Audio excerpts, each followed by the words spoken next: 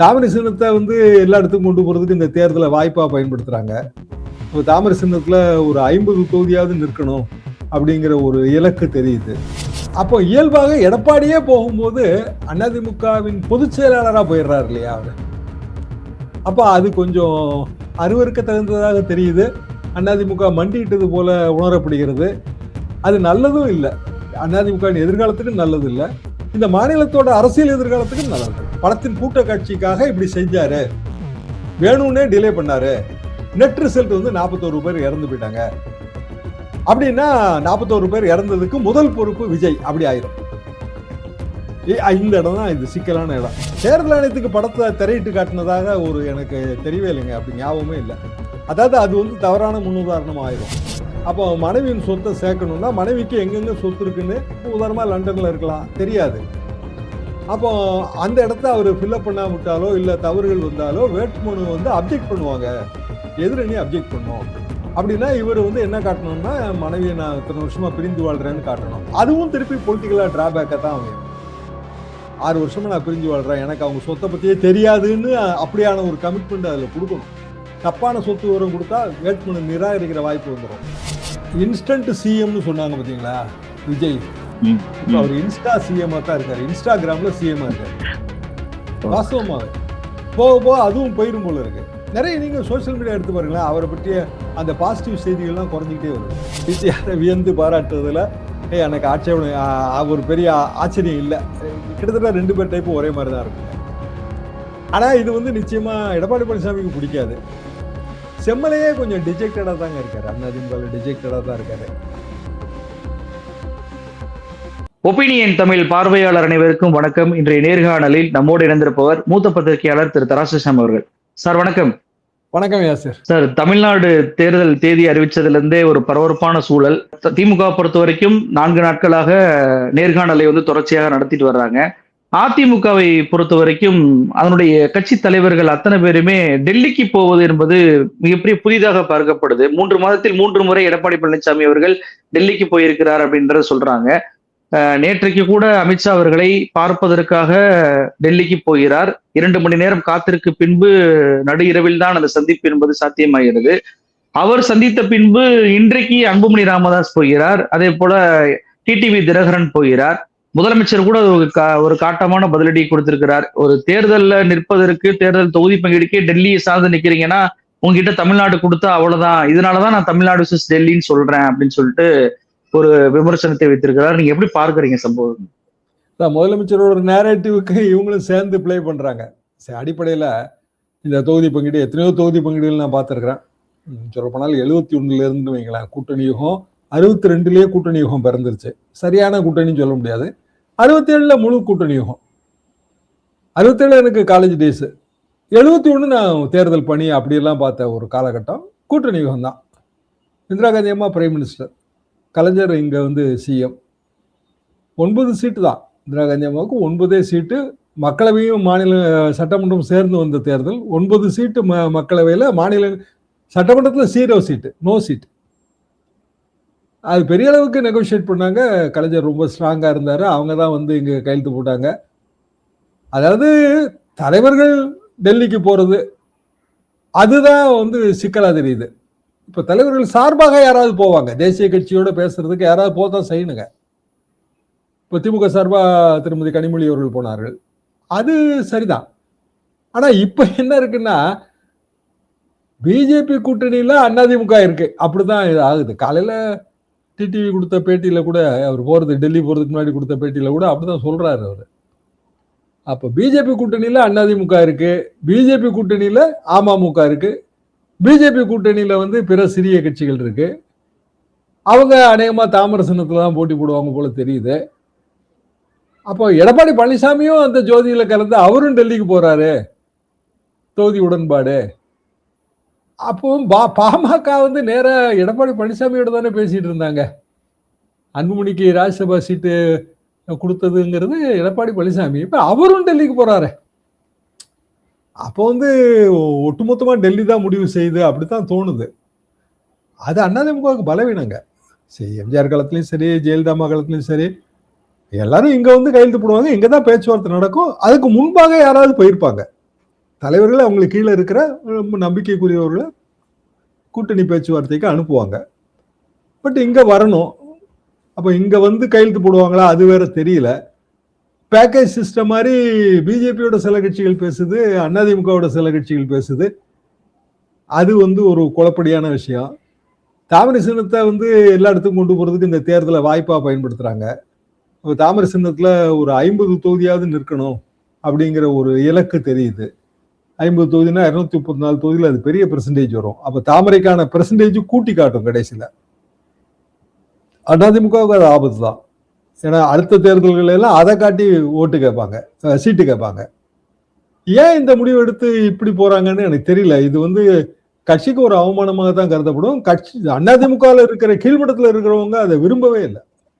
எடப்பாடி ஆனா அதுக்கு வேற ஒரு காரணம் சொல்றாரு. என்னதான் சொல்றாரு சார், நான் வந்து 2 முறை தான் வந்தேன் அப்படின்னு சொல்லிட்டு செய்தியாளர் சந்திப்புல சொல்லிட்டு, அவங்களுக்கு 5 மாநில தேர்தல் இருக்கு, அமித்ஷாவுக்கு நிறைய வேலைகள் இருக்கு, தேர்தல் வேலைகள், அதனால நான் போய் அவரை சந்திக்கிறேன், இது என்ன அப்படின்ற மாதிரி சொல்றாரு. ஆனா நயினார் நாகேந்திரன் இன்னொரு பக்கம் என்ன சொல்றாருன்னா, தொகுதி பங்கீடு குறித்து நான் பேசுவதற்கு போல, அமித்ஷாவை எதற்கு போய் பாக்குறாரு அப்படின்றது எனக்கு தெரியாது அப்படின்றாரு.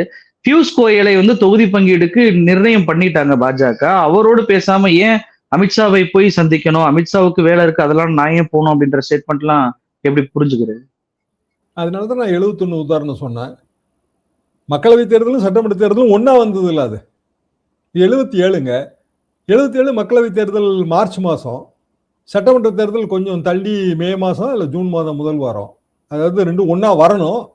ஆனா தேர்தல் ஆணையம் அங்க இந்திரா காந்தி அம்மா வசதிக்காக முதல்ல வந்து மக்களவை தேர்தல் நடத்துச்சு. அவங்க ஜெயிக்கல, பிரதமர் பதவியை இழந்து விட்டார்கள். மொரார்ஜி தேசாய் பிரதமர் ஆன உடனே இல்ல மாநில சட்டமன்றங்கள் இவ்வளவு நாள் வந்து உயிர்ப்பு இல்லாம இருக்கக்கூடாதுன்னு சொல்லி உடனடியாக சட்டமன்ற தேர்தல் அறிவிச்சாங்க. 10 மாநிலங்களும் என்னமோ. அப்போ வந்து மொரார்ஜி தேசாய் எம்ஜிஆரோட கூட்டணி வைக்கணும்னு விரும்பினாரு, இந்திரா காந்தி அம்மாவும் எம்ஜிஆரோட கூட்டணி வைக்கணும்னு விரும்பினாங்க.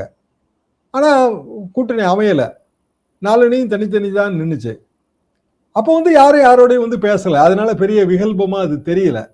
அதுக்கடுத்த தேர்தல்களை நீங்க எடுத்து பாருங்க. 80 திமுகவும் காங்கிரஸும் சரிபாதியா போட்டி போட்ட ஒரு தேர்தல். அப்புறம் வந்து 84 எம்ஜிஆர் அவர்கள் உடம்பு சரியில்லாம இருந்த தேர்தல்.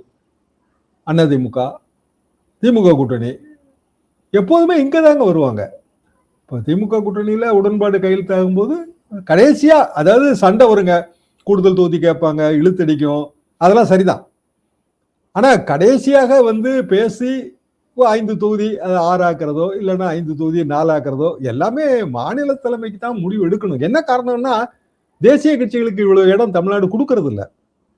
சரி, நமக்கு முதல் தேர்தல் 1920ங்க, மதராஸ் ப்ராவின்ஸ். நாங்க எங்களோட ஸ்கூல் டேஸ்ல மதராஸ் மாநிலம் அதான், மதராஸ் ப்ராவின்ஸ் தான், மதராஸ் ராஜதானி அதான். அதுல கிட்டத்தட்ட இன்னைக்கு இருக்கிற ஒரு 4 ஸ்டேட் இருந்தது. 56 57ல மொழிவாரி மாநிலங்கள் பிரிப்பு, அப்புறம் மெட்ராஸ் ஸ்டேட் ஆகுது. 1920ல முதல் சட்டமன்ற தேர்தல், மெட்ராஸ் லெஜிஸ்லேச்சர் அதுக்கு பேரு. அதாவது அவ்வளவு பெரிய மாநிலத்துக்கு. இன்னைக்கு 2026 தேர்தல் யுகத்துல நாங்க எவ்வளவு தாண்டி வந்திருக்கிறோம்? கிட்டத்தட்ட 104 வருஷம் தாண்டி வந்திருக்கிறோம். 106 வருஷம் தாண்டி வந்திருக்கிறோங்க. 106 வருஷத்துல ஆரம்பத்துல கூட்டணி இல்லாம இருந்ததுன்னா இருந்தது. 1920லேயே இருந்தது, கூட்டணி இருந்துச்சு. 1920 நீதி கட்சி முதல்ல ஜெயிச்ச தேர்தல். அதுக்கு பிறகு 1952லயும் எந்த கட்சிக்கும் மெஜாரிட்டி கிடைக்கல. ராஜாஜி முதல்வர், எல்லா கட்சியும் உள்ள இழுத்தாரு, மதராஸ் ப்ராவின்ஸ் அப்போ. ஆனா எப்போதுமே மாநிலங்களுக்கான கூட்டணி முடிவு என்பது அந்தந்த மாநிலங்களில் தான் எடுக்கப்படும், டெல்லியில எடுக்கப்படாது. மகாராஷ்டிரா தேர்தல் எடுத்துங்க, டெல்லியில எடுக்கப்பட மாட்டாதுல்ல. கீழே இருக்கவங்க போய் பேசுவாங்க. ஆனா கட்சியோட தலைமை பொறுப்புல இருக்கிறவங்க போய் பேசுறது இல்லை. எடப்பாடி பழனிசாமி அவர்கள் பேசுவதற்கு பதிலா வேலுமணி அவர்கள் பேசினா பிரச்சனையே வராது, இந்த கேள்வியே கிடையாது. இல்ல அதிமுக இருக்க சீனியர்ஸ் யாராவது போய் பேசுனாங்கன்னா இந்த கேள்வியே வராது. செம்மலை போய் பேசினார்னா இந்த கேள்வி வராது. அப்போ இயல்பாக எடப்பாடியே போகும்போது அதிமுகவின் பொதுச் செயலாளராக போயிடுறாரு இல்லையா அவரு. அப்ப அது கொஞ்சம் அருவருக்க தகுந்ததாக தெரியுது. அதிமுக மண்டியிட்டது போல உணரப்படுகிறது. அது நல்லதும் இல்லை, அதிமுகவின் எதிர்காலத்துக்கு நல்லது இல்லை, இந்த மாநிலத்தோட அரசியல் எதிர்காலத்துக்கு நல்லது இல்லை. முதலமைச்சர் கூட டெல்லி ஆதிக்கவாதிகளையும் அதே போல டெல்லிக்கு அடிமையாகவர்களையும் மக்கள் புறக்கணிப்பார்கள் சொல்லியிருக்கிறாங்க. அப்படிதான் உணரப்படும்.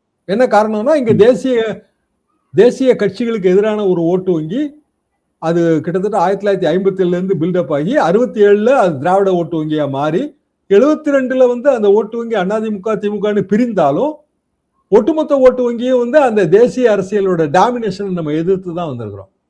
அது எம்ஜிஆர் சரி, கலைஞரும் சரி, எல்லாருமே எதிர்த்து வந்திருக்க. அண்ணா மாநிலத்தில் சுயாட்சி, மத்தியில் கூட்டாட்சி தத்துவமே அதானே. சார், விஜய் இப்போ தனித்து போட்டி அப்படின்றத அந்த இஃப்தார் பார்ட்டியிலேயே அறிவிச்சிட்டாரு. முந்தின நாள் வரைக்கும் குழப்பங்கள் இருந்துச்சு, போவாங்களா இல்லையா அப்படின்னு சொல்லிட்டு இப்போ தனித்து போட்டி அப்படின்றத அறிவிச்சிருக்கிறார். இப்போ ஒரு சர்வே என்பதும் கூடுதலாக வெளியாயிருக்கிறது. கே சர்வே அப்படின்ற ஒரு நிறுவனம் ஆந்திராவுக்கு இவங்க தான் எடுத்திருந்தாங்க. நிறைய மாநிலங்களுக்கு எடுத்தாங்க, மகாராஷ்டிராவுக்கு எடுத்தாங்க. துல்லியமாக அந்த கணிப்பு இருந்தது. இப்போ தமிழ்நாட்டுக்கு அவங்க கணித்ததுல என்ன சொல்றாங்கன்னா, தொகுதிக்கு 30,000 பேர் நாங்க பார்த்தோம். திமுகவுக்கு 41.5% ஆதரவு என்பது இருக்கிறது. 2வது கட்டம் அதிமுக, 3வது இடத்தில் தாவேகா அவங்க 13% வாங்குவாங்க. 4ஆம் இடத்தில் சீமான் கட்சி வரும் அப்படின்னு சொல்லி ஒரு கருத்து கணிப்பை வெளியிட்டிருக்கிறாங்க. எப்படி பார்க்குறீங்க? என்னோட ஆரம்ப காலத்திலேருந்து என்னோட ஒரே கணிப்பு தாவேகாவுக்கு 8லிருந்து 12% தாங்க. உங்க இதுலயும் நான் நிறைய தடவை சொல்லியிருக்கிறேன், நிறைய டிவிகளையும் நான் சொல்லியிருக்கிறேன். என்ன காரணம் அப்படின்னா, 2 கட்சியும் வேணாம்னு நினைக்கிறவங்க ஆவரேஜா 20% 25% வராங்க. அதுல ஒரு 5% சுயேட்சைக்கு போயிருது. அப்புறம் பேலன்ஸை தான் இந்த 2 கட்சியும் வேண்டான்னு நினைக்கிறவங்க பிரிச்சுக்கிடணும். அதுல சீமானும் இருக்கிறாரு. அப்போ விஜய்ங்கிறவருக்கான ஸ்கோப்பு இவ்வளவுதான். இந்த ஸ்கோப்புக்குள்ள இளைஞர்கள் இருக்கலாம், அல்லது அவரே சொல்ற மாதிரி விஜிக்கள் இருக்கலாம், அது வேற விஷயம். ஆனா ஒட்டுமொத்த ஸ்கோப்பு இவ்வளவுதான். இதை தாண்டி வரவே முடியாது. அது போக இப்போ விஜய்க்கு ஏற்படுகிற பின்னடைவுகள், அவரோட பர்சனல் லைஃப்லயும் சரி, இல்ல சினிமா லைஃப்ல, இப்போ ஜனநாயகன் படம் ரிலீஸ் ஆகுமா ரிலீஸ் ஆகாதா, அது எப்படிங்க தேர்தல் டைம்ல ரிலீஸ் பண்ணலாம் படத்தை, தேர்தல் ஆணையத்தோட ஒப்புதலுக்கு அனுப்பணும். ஆனா பிராக்டிக்கலா எம்ஜிஆர் படம் நவரத்னம்லாம் தேர்தல் டைம்ல ரிலீஸ் ஆனதுதான். ஆரம்பத்தில் குறிப்பிட்ட 1977 தேர்தல், எம்பி தேர்தல் மார்ச் மாசம், நவரத்னம் அப்பதாங்க ரிலீஸ். அப்புறம் சட்டமன்ற தேர்தல் வருது அடுத்த சில மாதங்கள்ல. சட்டமன்ற தேர்தலுக்கு சற்று முன்னதாக வெளிவந்த படம் எம்ஜிஆர் படம் எதுனா இன்று போல் என்றும் வாழ்க. நாங்கெல்லாம் அப்போ வேலைக்கெல்லாம் போய், கவர்மெண்ட் வேலைக்கு போய் வேளாண்மை நிபுணர் ஆகி, திருமணம் ஆகி, குழந்தையெல்லாம் வருதுச்சு. எம்ஜிஆர் படத்துல நேரடி பங்கு கிடையாது. ஆனா இன்று போல் என்றும் வாழ்கிற டைட்டில் ரொம்ப அப்பீலிங்கா இருந்துச்சு எம்ஜிஆர் ரசிகர்களுக்கு. என்ன காரணம்னா, மக்களவை தேர்தலில் பெரிய அளவுக்கு ஜெயிச்சிருந்தாங்க, சட்டமன்ற தேர்தலில் தனித்தனியா நிக்கிறாங்க. நான் ஆரம்பத்தில் சொன்னதான், தனித்தனியா நிக்கிறாங்க. அப்ப இன்று போல் என்றும் வாழ்க அப்படிங்கிறது எம்ஜிஆருக்கான டைட்டில். அது எம்ஜிஆருக்கான டைட்டிலா தான் தெரியாது. ஆனா ரசிகர்களோட மனோபாவம் இல்ல, எம்ஜிஆர் மன்றம், அதிமுக மனோபாவம். அப்ப அதிமுக வந்துருச்சு 72ல. இன்று போல் என்று வாழ்க. இப்ப ஜனநாயகன் படம் அப்படிதானே நீங்க டைட்டில் வச்சிருக்காங்க. ஜனநாயகன், ஜனநாயகத்தை காப்பாற்ற வந்தவர் விஜய். சோ டைட்டில்ல எப்பவுமே அரசியல் உண்டுங்க, அரசியல் இல்லைன்னு சொல்ல முடியாது. ஆனா இந்த சர்ச்சை ஏன் வருது? தேர்தல் ஆணையத்துக்கு படத்தை போட்டு காட்ட வேண்டிய அவசியமே இல்லையே. ஏற்கனவே நீங்க தேர்தல் டைம்ல படம், எம்ஜிஆர் படம் ரிலீஸ் பண்ண ஒத்துட்டு இருக்கீங்க. வடநாட்டுல கூட இப்படி உதாரணம் இருக்கும், எனக்கு தெரியாது. ஒருவேளை பொலிட்டிக்கலா அதுல நிறைய சிம்பிள்ஸ் இருக்கு, அவங்க கட்சியுடைய 2 யானைகள் காட்டுறாங்க, பொலிட்டிக்கல் பேச்சுகள் இருக்குன்றதுனால ஒருவேளை தேர்தல் ஆணையம் பார்க்கணும்னு நினைக்கிறாங்களோ? ரிவர்சிங்ல கட்டு கொடுத்துட வேண்டியதானே அதுக்கு. தேர்தல் ஆணையத்துக்கு படத்தை திரையிட்டு காட்டினதாக எனக்கு தெரியவே இல்லைங்க, அப்படி ஞாபகமே இல்லை. அதாவது அது தவறான முன்னுதாரணம் ஆயிரும். அப்போ ஏதோ ஒரு வகையில விஜய் மீதான கூட்டணி முயற்சி எடுத்தாங்களா இல்லையா? விஜய் அப்படியெல்லாம் எடுக்கலன்றாரு. ஆனா ஆதவ் எல்லாரும் கமிட்டட் தான். அது எங்களுக்கு 90 சீட் தரேன்னு சொன்னாங்க, நாகப்பட்டினத்தில் கூப்பிட்டாங்க, நாங்குநேரில் கூப்பிட்டாங்கன்னா அவங்க தான் சொன்னாங்க. அப்போ ஏதோ ஒரு வகையில அதிமுகவும் பாஜகவும் டெஸ்பரேட்டா முயற்சி பண்ணிருக்கு விஜய்க்கு. ஏன்? நீங்க குறிப்பிட்ட சர்வே நிறுவனத்தோட அந்த டிஃபரன்ஸ் தான். 5 to 6% அவங்க காட்டுறாங்க இல்லைங்களா? என்னோட ஒப்பீனியன் 10% வருங்கிறது. அதாவது 45% இந்த கூட்டணி, திமுக கூட்டணிக்கு 45% இருக்குன்னு தான் நான் எஸ்டிமேட் போடுறேன். அது கூட மக்களவை தேர்தல் அவங்க வாங்கினதை விட கம்மியா தான் என்னோட எஸ்டிமேட். ஏன்னா மாநில சட்டமன்ற தேர்தல் கேண்டிடேட் மெரிட் ரொம்ப முக்கியம். ஸ்டார் கேண்டிடேட்ஸ் இருப்பாங்க, அவங்களுக்கு ஓட்டு கூடிரும். இப்போ வேலுமணி தொண்டாமுத்தூர்னா அவருக்கு ஓட்டு கூடுங்க, அவருக்கான வெற்றி வாய்ப்பு அதிகம். அப்போ அதிமுக பிஜேபி கூட்டணியோட ஒட்டுமொத்த ஓட்டு கொஞ்சம் கூடும். திமுக கூட்டணியோட ஒட்டுமொத்த ஓட்டுல 2% 3% குறையும். இப்படிதான் நான் பார்த்தேன். அத திமுக எப்படி ஈடுகட்ட பார்க்குது அப்படின்னா, தேமுதிக உள்ள கொண்டு வரது மூலமா, மக்கள் நீதி மையத்தை உள்ள கொண்டு வரது மூலமா எந்த ஓட்டு சிதறலும் இல்லாம பாத்துக்குது. அது 1% 2% முக்கியம்னு நினைக்கிறாங்க. அப்போ ஆவரேஜா 40% ஓட்டு, இப்போ நீங்க சொல்ற சர்வேல 40ல இருந்து 41னா இந்த கூட்டணி அமைச்சிருக்கிற விதம், அதாவது திமுக கூட்டணி அமைச்சிருக்கிற விதத்துல 1% 2% எத்தனை பேரை சேர்த்திருக்காங்கன்னு பாருங்க. அப்போ 41% ஒரு 4 கட்சியோட 1% சேரும்போது 45% ஆயிரும். அப்போ அதிமுகவுக்கும் திமுகவுக்கும் இடையில 10% டிஃபரன்ஸ் வந்துருச்சு அப்படின்னா 220 சீட்டு வந்துடும் திமுக கூட்டணி. 5% டிஃபரன்ஸ் அப்படின்னா திமுக கூட்டணி 180 இடம் 160 இடம் தான் வரும். 3% டிஃபரன்ஸ் அப்படின்னா 2 கூட்டணியுமே சமத்துக்கு போயிடும். 1% டிஃபரன்ஸுங்க 2016ல திமுக கூட்டணிக்கு அதிமுக கூட்டணிக்கு இடையில சொற்ப வித்தியாசம் தான். ஆனா ஆட்சி 5 வருஷம் ஆட்சி அதிமுகவுக்கு போயிருச்சு. 5 10 வருஷம் ஆயிடுச்சு தொடர்ந்து. அப்போ நீ அதிகமான டிஃபரன்ஸ், அதாவது வெற்றிக்கும் ரன்னர் அப்புக்கும் இடையில பெரிய டிஃபரன்ஸ் இருக்கணும் அப்படின்னு ஸ்டாலின் நினைக்கிறாரு. தெளிவா தெரியுதுங்க. இல்லைன்னா இவ்வளவு தூரம் விட்டு கொடுத்து போக வேண்டியதெல்லாம் இல்லை. ஒரு சீட்டு கேட்டு முறுக்கிட்டு இருக்காங்க சிபிஎம். அவங்களை சமாதானப்படுத்த தானே முயற்சி பண்றாங்க. சிபிஎம் தனியா நின்று என்னங்க பண்ண முடியும்? 98ல இப்படிதான் அவங்க தனியா நிக்கிறோம்னு சொல்லி திமுக கூட்டணியில இருந்து 3 தொகுதியோ 4 தொகுதியோ சிபிஎம் தனித்து போட்டிடுது. 35 தொகுதியோ 37 தொகுதியோ திமுகவுக்கு ஆதரவா பிரச்சாரம் பண்ணுது. விசித்திரமா இருந்துச்சு. கடைசியில் அது சரியா ஒர்க் அவுட் ஆகி வரல. கூட்டணிக்குள் கூட்டணி ஒர்க் அவுட் ஆகாது. 2001 ஜனநாயக பேரவை காங்கிரஸ், நம்ம சிதம்பரம் அவர்களின் கட்சி, திமுக கூட்டணி. ஆனா அவங்க திமுக கூட்டணியில அவங்க கூட்டணிக்குள் கூட்டணி. பிஜேபி இருந்ததுனால நாங்க பிஜேபி பிரச்சாரம் பண்ண மாட்டோம்னு ஒரு முடிவு எடுத்தாரு. அவரு ஒர்க் அவுட் ஆகல. அதனாலதான் இவர் என்ன பண்றாருன்னா, இந்த பழைய உதாரணங்கள் அவருக்கு தெரியும் இல்லையா? ஸோ 1 சீட் 2 சீட்டுக்காக கூட்டணியை விட்டுறக்கூடாது அப்படிங்கிறதுனால காம்ப்ரமைஸ் பண்ணி போறாங்க. உதயசூரிய சீட்டை குறைச்சிருக்காங்க. ஆக்சுவலா நாளைக்கோ திங்கட்கிழமைக்குள்ளே இது முடிஞ்சிடும். இன்னைக்கே முடிஞ்சிடும் தான் நான் எதிர்பார்க்கிறேன். அப்போ ஒட்டுமொத்த ஓட்டு சதவீதத்துல ஒரு சர்வே நிறுவனத்தால இதை துல்லியமா பிரதிபலிக்க முடியாது. இது ஏன்னா இது கள நிலவரங்க. கான்டெம்பரரி பொலிட்டிக்கல் டைனமிக்ஸ்பாங்க, சமகால அரசியல் இயக்கவியல். இது மாறிக்கிட்டே இருக்கும் தேர்தல் டைம்ல. அதை சர்வே துல்லியமா பிரதிபலிக்காது. என்னோட ஒப்பீனியன்ல இந்த 1% 2% சேர்த்து பார்க்கும்போது 45% வருது. அதிமுக பலவீனமா இருக்கு. ஏன்னா அவங்க விஜய் எதிர்பார்த்து பெரிய அளவுக்கு பதாகைகள்லாம் பிடிச்சாங்க. அவர் வரலன்னு ஆன உடனே அங்க ஒரு மைனஸ் பாயிண்ட் மாதிரி ஆகிப்போச்சு. உட்கட்சிக்குள்ள பிரச்சனைகள் இருக்கு. அது பிஜேபி கூட்டணிக்கா அமித்ஷா போய் பார்க்கறதுக்கு பழனிசாமி போய் தொங்கிட்டு இருக்காருங்கிற ஒரு உணர்வு வந்துருச்சு. டெல்லிக்காரன் என்னையா இங்க நாட்டாம பண்றது அப்படின்னு ஒரு ஃபீல் வருது. அப்ப இன்னமும் அவங்க குறைவாங்கிறதா என் கருத்து. தேர்தல் ஆணையத்துக்கு படத்தை போட்டு காட்ட தேவையில்லை, அது வரைக்கும் நடந்தது இல்லை அப்படின்னு சொல்றீங்க. இன்னொரு பக்கம் விஜய் பாஜக கூட கூட்டணி கிடையாது, யார் கூடயும் கூட்டணி கிடையாதுன்னு சொல்லி அறிவிச்ச உடனேயே பாஜக ஆதரவாளர்கள் சில வீடியோ காட்சிகளை வெளியிடுறாங்க. கரூர்ல விஜய் அவர்கள் படத்துக்காண்டி ஷூட்டிங் பண்ணியிருக்கிறாரு, ஜனநாயகம் படத்துடைய ஷூட்டிங் காட்சிகள் இதுதான், ட்ரோன் காட்சிகள் இதுதான் அப்படின்னு சொல்லிட்டு நிறைய வீடியோக்கள் வெளியாகுது. சிபிஐ இதை கைப்பற்றினதான் சொல்றாங்க. ஆனா சிபிஐ கிட்ட இருந்து வீடியோக்கள் இவங்க கைக்கு எப்படி வந்துச்சு அப்படின்ற ஒரு கேள்வி இருக்கு. பாஜக விஜயை நெருக்கடிக்குள்ளாக்கக்கூடிய வேலையை தொடங்கி விட்டது அப்படின்னு சொல்லி பார்க்கலாமா விஜய் விஷயத்துல? விஜய்க்கான தொடர் பின்னடைவுக்கு இது ஒரு காரணமா அமையுங்க. ஆனா ஒரு படம் தயாரிக்கும் போதுங்க கூட்ட காட்சிகளை படத்துக்கு பயன்படுத்திக் கொள்வதெல்லாம் ஒன்றும் புதுசு கிடையாது. இப்ப திருவிழா காட்சிகள், ஒரு திருவிழா நடக்கிறதாக ஒரு படத்துல ஒரு காட்சி வருது அப்படின்னா நம்ம ஸ்டார்ஸ் எல்லாம் கொண்டு போய் திருவிழாவில் மக்களோட மக்களா புழங்க விட முடியாது. திருவிழா காட்சிகளை தனியா எடுத்துக்குவாங்க.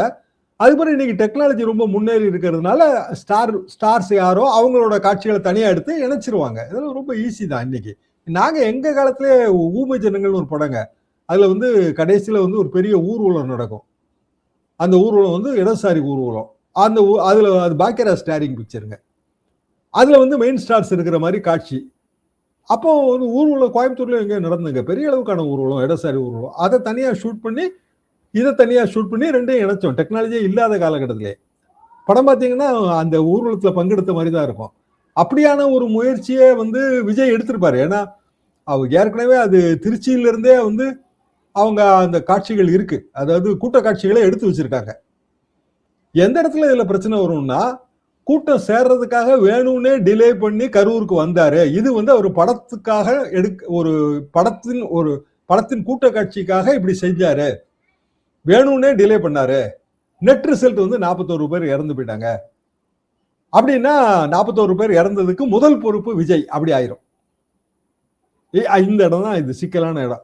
அப்கோர்ஸ் இது வந்து நீங்க ஜுடிஷியலா எப்படி ப்ரூவ் பண்ண போறீங்கன்னு தெரியல. ஆனா கூட்டம் சேர்ப்பதற்காக அவர் ஏற்படுத்திய காலதாமதம் தான் இத்தனை பேர் மரணத்துக்கு காரணங்கிற விஷயம் பொலிட்டிக்கலா ஈடுபடும், தேர்தல் பிரச்சாரமா ஈடுபடும். அதை வந்து பிஜேபி ஒரு உத்தியாவும் பயன்படுத்தலாம்.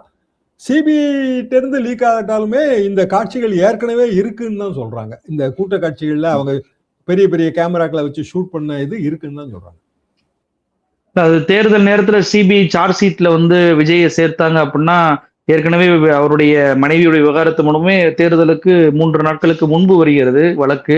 எல்லாம் சேர்ந்து விஜய்க்கு மேலும் ஒரு பின்னடைவை கொடுத்து விடும் அப்படின்றது ஒரு பாயிண்டா இருக்கு. இன்னொரு பக்கம் சார், லீகலாக ஒரு டவுட் வந்து இப்போ எல்லாரோடும் வைக்கப்படுது. ஒரு வேட்பாளர் அவர் வந்துட்டு தன்னுடைய சொத்து, தன் மனைவியுடைய சொத்து, மகன் பிள்ளைகளோட சொத்து எல்லாமே வரவு செலவு கடன்கள் எல்லாத்தையும் காட்டணும் அப்படின்னு சொல்லிட்டு சொல்றாங்க. விஜய் சட்ட ரீதியாக தன்னுடைய மனைவியை இன்னும் பிரியல அப்படின்றப்போ மனைவியுடைய சொத்துக்களை விஜய் காட்ட வேண்டும், இல்லை என்றால் அவருடைய வேட்பு மனு ரத்து ஆகக்கூடிய வாய்ப்பு இருக்கு அப்படின்ற ஒரு விமர்சனம் வைக்கப்படுது. நீங்க எப்படி பார்க்குறீங்க? இத வந்து நான் ஆரம்பத்திலேயே சொன்னேங்க.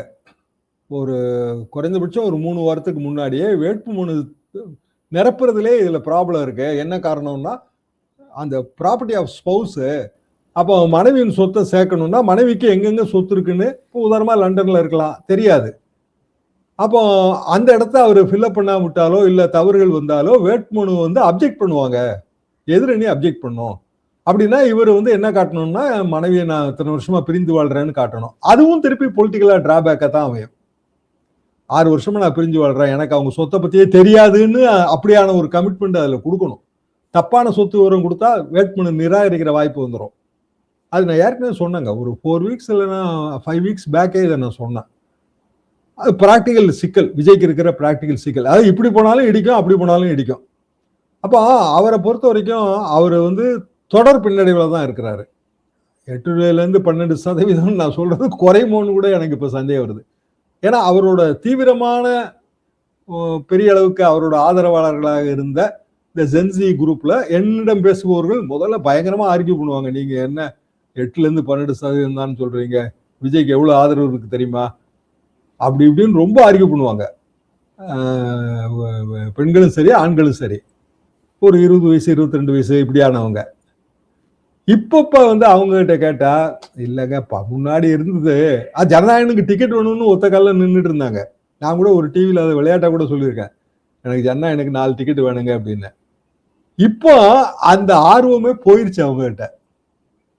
இல்ல அது ஒரு மாதிரியா இருக்குங்க, அப்படியே யாருக்கு ஓட்டு போடுவீங்க, திமுக எல்லாம் போட மாட்டோம், சரி யாருக்கு தான் போடுவீங்க, இல்ல பழையபடி சீமானுக்கே போட்டுடலாமான்னு நினைக்கிறோம். இவங்களோட reaction. Or in other words, 2 கட்சியும் வேண்டாம்னு நினைக்கிறவங்க தான் இவங்க. எந்த கட்சியுமே வேண்டாம், இவங்க யாருமே சரியில்லைங்க, அரசியலே சரியில்லை, அரசியல்வாதியே சரியில்லை, இது ஒரு மனப்பான்மை இருக்கும். சுயேட்சைகளுக்கு போடுவாங்க. அப்போ இதனால என்ன ஆகும், விஜயோட ஓட்டு வங்கி இல்ல அவரோட அந்த கரிஸ்மா, அவருக்கு இருந்த வசீகரம் குறையும். அவர் நினைக்கலாங்க இது பர்சனல் ப்ராப்ளம், இதுல வேற எதுவும் இல்லை அப்படின்னு. அப்படி இல்லை. ரொம்ப சின்ன 15 வயசு 16 வயசு ஊர்களில் இருக்கிற பிள்ளைகள்கிட்ட பேசும்போது இல்ல அதெல்லாம் விஜயோட பர்சனல் ப்ராப்ளம், நமக்கு என்ன அப்படின்னு பேசுறாங்க. ஆனா அவங்களுக்கு ஓட்டு கிடையாது.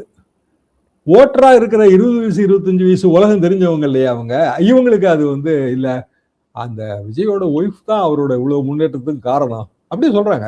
அவங்க ரொம்ப பெரிய அளவுக்கு விஜயை குரூம் பண்ணி கொண்டு வந்தாங்க, இவர் வந்து அவங்கள வந்து இப்படி இது பண்ணிட்டாரு, ஏமாத்திட்டாரு. ஏன்னா இவங்க அவங்கள வச்சு பாக்குறாங்க. இவங்க எல்லாருமே வந்துங்க இப்ப சென்சி, எல்லாருக்கும் வந்து ரிலேஷன்ஷிப்ஸ் இருக்குது, கமிட்டட் ரிலேஷன்ஷிப் இருக்கு, பிரேக்கப் இருக்கு, முதல் பிரேக்கப் இருக்கு, 2வது பிரேக்கப் இருக்கு. இவங்க வாழ்க்கையை கேட்டாலே ரொம்ப வேடிக்கையா இருக்குங்க. நம்மளாம் கேள்விப்படாத வார்த்தைகள்லாம் போட்டு புழங்குவாங்க. அவங்களுக்கு அது இடிக்குது. அதாவது ஆர் இன் அதர் வேர்ட்ஸ், அவங்ககிட்ட ரிலேஷன்ஷிப்ல இருக்கிற யாராவது ஒருவர், ஒரு பாயோ கேர்ளோ ரிலேஷன்ஷிப்பை முறிக்கிற மாதிரி நடந்துக்கிட்டா வெறுப்பாயிருவாங்கல்ல, அதை அவங்க அப்படியே விஜய்கிட்ட பிரதிபலிக்கிறாங்க. இது பெரும்பகுதியா தெரியுது ஆஃப் லேட். அப்படின்னா இன்னமும் அது ஓட்டு குறையும். இன்னொன்னு இவங்க போய் வேலை பார்க்கறதா இருந்தாங்க. இதுல வந்துங்க எங்க கீழ்ப்பாக்க ஏரியாலே 2-3 பேர் ரொம்ப தீவிரமா அவங்க வந்து விஜய் தாவேக்கால இருந்து எந்த அறிக்கை வந்தாலும் ஃபார்வர்ட் பண்ணுவாங்க, ஒரு பெரிய அளவுக்கு ஆக்டிவா இருப்பாங்க சோஷியல் மீடியால. அவங்களே இப்ப ஆக்டிவிட்டியை குறைக்கிறாங்க. விஜய் ஆக்டிவிட்டி குறைச்ச மாதிரி இருக்கு. 33 நாள் தான் இருக்கு தேர்தலுக்கு. ஆனா இது வரைக்கும் வெளியே வரவே இல்லை. எந்த ஒரு தொகுதி போற மாதிரியும் தெரியல. இன்ஸ்டன்ட் சிஎம்னு சொன்னாங்க பாத்தீங்களா விஜய். இப்ப அவர் இன்ஸ்டா சிஎம் தான் இருக்காரு. இன்ஸ்டாகிராம்ல சிஎம் இருக்காரு. வாஸ்தவமாவே போக போக அதுவும் போயிரும் போல இருக்கு. நிறைய நீங்க சோசியல் மீடியா எடுத்து பாருங்களேன், அவரை பற்றிய அந்த பாசிட்டிவ் செய்திகள்லாம் குறைஞ்சிக்கிட்டே வருது. என்ன ரீசன்னா இதெல்லாம் தாங்க பார்ட் ஆஃப் பாலிடிக்ஸ். பாலிடிக்ஸ்ல ஐயா இதெல்லாம் ஏன் பர்சனல், நீ எப்படியா கேள்வி கேட்கலாம்லாம் நம்ம ஒதுங்க முடியாது. என்னைக்கு நீங்க மக்கள்கிட்ட வந்து ஓட்டு கேட்குறீங்களோ அன்னைக்கு ஒவ்வொரு ஓட்டும் முக்கியம். ஒவ்வொரு ஓட்டும் முக்கியம்னா உங்களை பற்றிய உணர்வுகளும் முக்கியம். சரி, எம்ஜிஆர் காலத்துல நாங்க வந்தோம். எதுல அட்ராக்ஷன்? எம்ஜிஆர் வந்துங்க அவர் பெண்களை தெய்வமா மதிப்பாரு. எம்ஜிஆர் வந்து அம்மாவை வந்து தெய்வமா மதிக்கணும்னு சொல்லி கொடுத்தாரு. குடிக்க கூடாது, தம்மடிக்க கூடாது, உடம்ப கட்டுமஸ்தா வச்சுக்கணும், டெய்லி எக்ஸசைஸ் பண்ணணும். இதுதான் திரைமொழி. இதுலதான் உங்களுக்கு பாசிட்டிவ் இமேஜ் கிரியேட் ஆகுது. அது வந்து நீதி கதை மாதிரி. அப்படித்தான் நம்ம கிரியேட் பண்ணி கொண்டு போக முடியும். விஜய் வந்து நீதி கதை நாயகன் கிடையாது, முதல்ல இருந்தே கிடையாது. அவரோட இதுல கிடையாது அது. அதே நீங்க அப்படியே விஜயகாந்தோட இதை எடுத்து பாருங்க. விஜயகாந்தும் கொஞ்சம் நீதி கதை நாயகனா தான் அவர் பிம்பத்தை கட்டமைச்சிருப்பாரு. இந்த சிக்கலை வந்து விஜய் புரிஞ்சுக்கிடலன்னு தான் நான் நினைக்கிறேன். அவருக்கான அந்த அரசியல் ரீதியாக அல்லது உணர்வு ரீதியான அனுபவங்கள் இல்லை. ஒரு பெரிய தங்க கோபுரத்துல வாழ்ற ஒரு கூண்டு கிளி மாதிரி தான் அவர் எனக்கு தெரிகிறாரு. அப்படிங்கும்போது அவருக்கான ஓட்டு வங்கி எல்லாமே பழைய அந்த ஆரம்பத்துல இருந்த ஒரு 2 வருஷம் 1.5 வருஷத்துக்கு முன்னாடி இருந்த அந்த வசீகரம்லாம் இப்ப இல்லை. இறுதியா ஒரு கேள்வி சார். இப்ப தமிழ்நாட்டுல வந்து இப்ப சமீபத்தில் நடக்கக்கூடிய நிகழ்வுலாம் பாத்தீங்கன்னா ஒருவர் பார்த்து கொண்டு பேசி கொண்டு சிரித்து கொண்டு இருந்தார் அப்படின்னு சொல்லினா ஓபிஎஸ் பதவியெல்லாம் வந்துட்டு அதிமுகல இருந்து பறிச்ச வரலாறு இருக்கு இப்ப நடந்துகிட்டு இருக்கும்போது.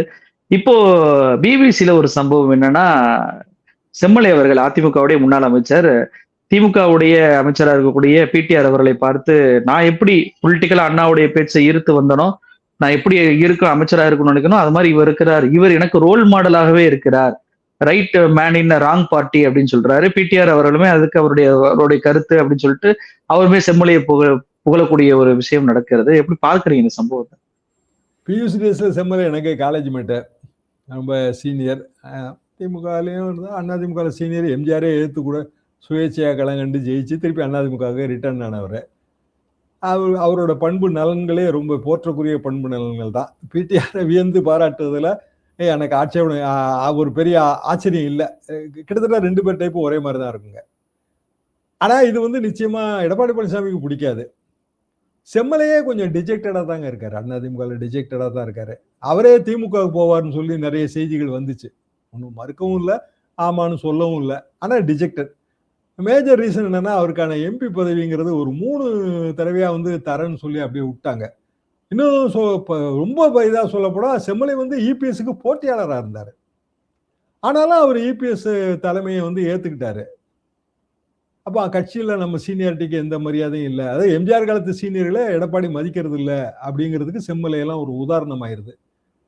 அப்போ அவர் வந்து பிடிஆரை பாராட்டி இருக்கிறார். அது சரிதான், பாராட்டுதல்லாம் சரிதான். அடுத்ததாக இது அரசியல் திருப்பமாக மாறுமா, செம்மலை திமுகவுக்கு போவாரா, அது பொறுத்திருந்து பார்க்க வேண்டிய விஷயம். நிகழ்ச்சியை கலந்து கொண்டு பல்வேறு தகவலை நம்ம பகிர்ந்துட்டீங்க. ரொம்ப நன்றி சார்.